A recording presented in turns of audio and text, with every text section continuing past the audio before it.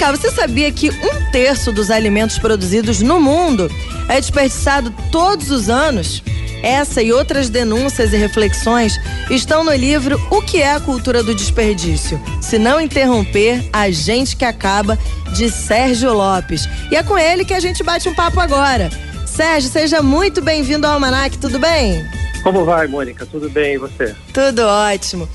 Sérgio, esse livro, ele surge a partir de um documentário, né, dirigido por você e pela Paula Galassini em 2017. Exato. Queria saber por que você resolveu lançar também um livro sobre esse assunto. Bom, são muitas as razões que nos trouxeram até aqui, né? Basicamente, esse livro, ele trata da cultura do desperdício do ponto de vista do desperdício de alimentos, que eu acho que de todos os desperdícios ele é o pior de todos, né? E a gente produziu o documentário numa parceria com a ONG Banco de Alimentos, da Luciana Quintão, que nos abriu o olho, vamos dizer assim, para essas questões. Então, a partir daí, a gente ficou com vontade de explorar mais o conteúdo desse documentário, né? E aí a gente pensou, puxa, por que não podemos levar ele para uma outra plataforma onde a gente possa colocar mais conteúdo, trechos de entrevistas que ficaram de fora, enfim, gráficos, infográficos. Então ficou um livro muito lindo, com muita informação, que é um complemento bem bacana do documentário, né? Bacana. E a gente está falando aí, né, desse desperdício de alimento que é alarmante, né, com tanta gente passando fome e tudo, mas a gente está falando também de uma cultura do desperdício, que não é só alimentos, é toda uma forma de pensar da nossa sociedade, né? Tem a coisa da obsolescência programada, tem várias coisas que induzem ao desperdício. Você faz essa pergunta, né? O que é a cultura do desperdício no livro? Você responde aí no livro. Você podia responder em poucas palavras pra gente o que é essa cultura do desperdício que a gente vive? Claro. Eu diria assim, no pós-guerra, né, a gente teve um boom de produção industrial. Então, novos modelos de carro, forno de micro-ondas, liquidificador, quer dizer, foi aquele prazer de consumir, né? E o mundo permitia isso naquele momento. Só que nesse excesso de produção e consumo, a gente começou a esgotar os recursos naturais, né? E a desperdiçar muito, né? Onde tem muita abundância, acaba tendo muito desperdício. Então, criou-se essa cultura, né? Você vê a mesa do brasileiro, por exemplo, você sempre acha que tem que ter mais comida na mesa do que as pessoas vão conseguir comer, porque se faltar comida, parece que é uma mesquinharia. Então, a gente tem esse hábito de produzir mais do que precisa, de consumir mais do que precisa e descartar indevidamente. Então, eu diria que a cultura do desperdício é essa visão de que nada tem limite, né? E que passa por outras questões subjetivas, a questão do status, né, de você ter para aparecer e não porque você precisa, né? Sim. Se a gente tivesse só o que a gente precisa, poxa, a vida seria tão mais simples. Uhum. E ia sobrar para os que hoje estão em carência, né? Uhum. E você vem fazer aí, no próprio título do livro, tem uma coisa, se a gente não mudar agora, a gente não preserva a nossa própria espécie, né? Antes que a gente acabe.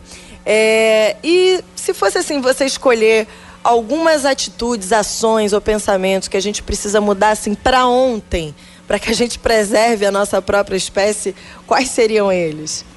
Olha, eu acho que a gente devia seguir a filosofia do nada em excesso, para início de conversa. Uhum. E aí, assim, não desperdiçar água é uma questão fundamental. Mas o alimento acaba chamando mais atenção do que tudo, porque se você olhar na tua geladeira hoje, certamente vai ter um meio tomate lá que vai ser jogado fora, uma alface, alguma coisa. E o custo que envolve a produção do alimento que depois é jogado fora, tem água, tem adubo, tem transporte, tem tanta coisa. E quando você fala que 30% do que se perde é jogado fora, então hoje não poderia não ter fome no mundo se em vez de jogar fora, esse alimento fosse canalizado para quem precisa. Uhum. Então eu diria que assim, a expressão é antiga, mas funciona. É temperança nos hábitos, né? Você consumir aquilo que você precisa consumir e aprender a compartilhar aquilo que você não precisa. né? Sim, sem dúvida. É isso, né? Tem muita gente que passa fome, não é por falta de alimento no mundo, né? É por não, falta de acesso ao alimento que está sendo jogado fora. Sim. Não, são reflexões importantíssimas da gente fazer, assim, urgentemente, né? E Sérgio, que outros dados, que outras informações e reflexões você traz aí no seu livro que impulsionam a gente, querem impulsionar a gente a mudar de postura, né? A gente fala muito disso, do hábito de consumo, né? Do modelo de sociedade que a gente vinha, da onde a gente veio, para onde a gente está indo, né? Eu diria que, assim, é muito importante, né? Quando a gente começa a falar dos números, dos dados do desperdício, enfim, são dados tão estratosféricos que a gente não consegue entender. Você fala assim, hoje tem 33 milhões de pessoas passando fome no país. Você fala, 33 milhões é muita coisa, eu não consigo entender isso. Sim. Então veio um dado ontem nessa pesquisa que foi amplamente divulgada, falando da insegurança alimentar, que de que 6 em cada 10 brasileiros têm algum tipo de insegurança alimentar. A insegurança alimentar é quando você não tem muita certeza se você nesse dia vai comer com qualidade ou mesmo se vai conseguir um prato de comida. Então quando você fala 6 em cada 10 brasileiros, imagina assim, seus 10 amigos mais próximos e dizer, nossa, 6 deles talvez hoje não tenham comida. É uma loucura, esse eu acho o raciocínio absurdo que a gente deve fazer. Né? A gente precisa se assustar mesmo com esses números, né? Pra a gente fazer alguma coisa, porque não dá mais para continuar assim. É isso, são atitudes e mudanças urgentes para a gente mudar não só a distribuição, toda essa questão social, mas também o meio ambiente como um todo, o mundo, né, para a gente se preservar como espécie. Isso. Sérgio, eu queria que você falasse aí pra gente como a gente pode fazer para assistir o documentário, se tiver disponível aí no YouTube, onde estiver disponível, e como é que a gente faz para comprar o livro também.